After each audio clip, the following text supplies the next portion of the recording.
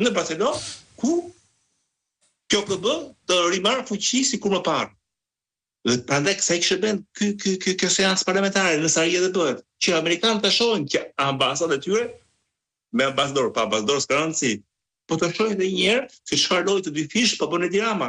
Që jemi për Vučić që luan me dy porta. Vučić luan midis Brukselit dhe Moskës dhe Pekinit, dhe Moskës sepse do ta shohim pas 2 javësh, 3 javësh Vučić me siguri në 9 maj në Kremlin për atë celebrimin e fitores mbi nazizmin, po ashtu dhe Rama luan me dy porta sot. Luan midis Trumpit dhe armiku të Trumpit që është George Soros. Sepse dua të kesh një detaj fare të vogël, që 2 samite në Barcelonë. Po. Samiti mbi demokracinë është samiti 4 që bëhet, që për 4 vitesh.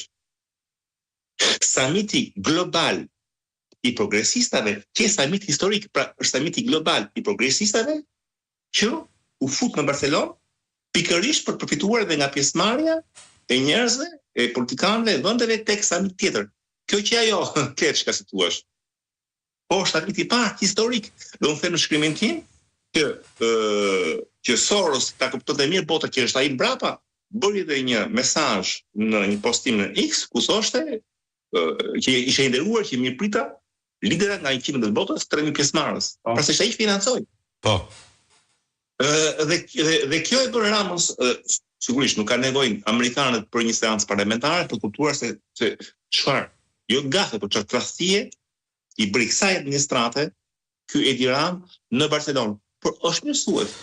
Është mirë që të hiqet maska publikisht, që nuk është më Edi Rama sot një lider i besueshëm të fut thikën pas shpine, kur ai sot arrit me këtë guxim të trahtoj presidentin e fuqisë parë në botë.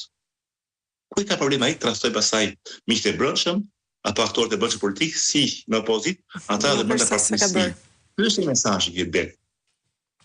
A është ky mesazh që do t'i kthehet në një kosto të shpejtë kryeministrit apo do t'i mbijetojë duke shkuar në një tjetër mbledhje të Bordit Paqes?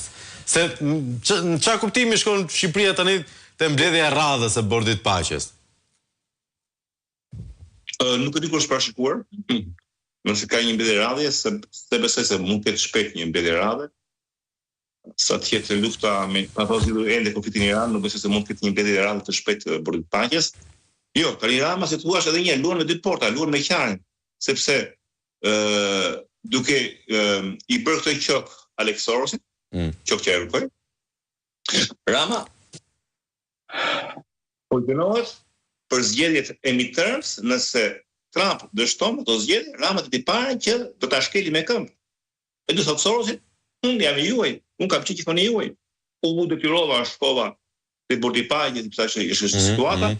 Pat Afrika një revansh i ex-administratët se mund të vite spaku në lëvizje kundra meje. Po. Ka gjithmonë i juaj. Se po bën Rama sot, dhe Rama sot edhe një rezistencë, siç ai rezistenca e Trumpit dhe e partive reaksionare djathta ishte mesazh leitmotivi në Barcelonë, edhe Rama këtë leitmotiv ka në kokën e tij, rezistencë deri në dorë, sa të humbasin ta zgjedhjet dhe pastaj ta afishojë në mënyrë më publike, më të hapur, jo dashurinë ndaj Sorosit, por dhe urrëti që ai ka që ndjen ndaj Donald Trumpit. Prandaj